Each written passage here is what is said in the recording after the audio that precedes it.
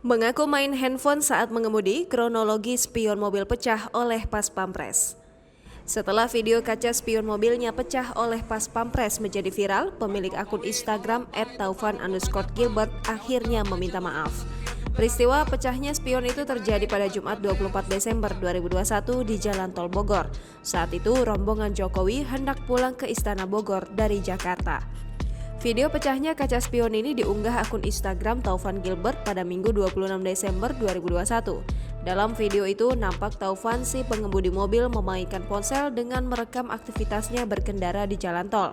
Dari video terlihat iring-iringan pengamanan presiden melintas dari arah kanan melewati mobil Taufan. Tiba-tiba terdengar bunyi terantuk. Tak lama muncul pengemudi motor yang diduga anggota Pas Pampres melewati mobil Taufan dari arah kanan sambil memberi instruksi supaya mobil Taufan menepi ke kiri. Rupanya, bunyi terantuk datang dari pecahnya kaca spion mobil Taufan. Dalam videonya, Taufan lantas mengadu kepada Presiden Joko Widodo bahwa spion mobilnya telah dirusak oleh iring-iringan presiden.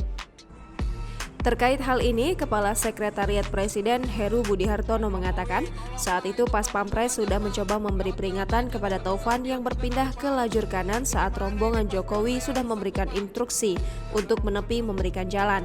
Heru pun menyampaikan bahwa Taufan sudah mengakui kesalahannya dan meminta maaf kepada Pas Pampres.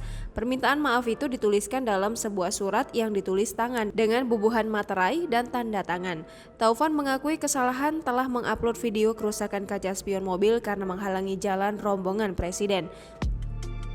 Dalam video permintaan maaf itu, Taufan mengakui bahwa dia memainkan ponsel saat mengendarai mobil sehingga tanpa disadari mobilnya mengarah ke lajur kanan jalan dan hampir bersinggungan dengan motor Pas Pampres.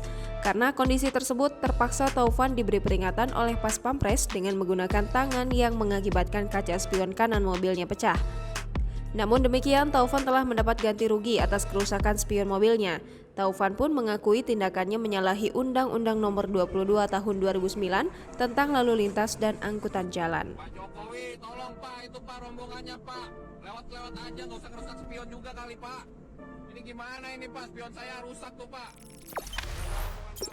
Jangan lupa subscribe, share, komen, dan like ya.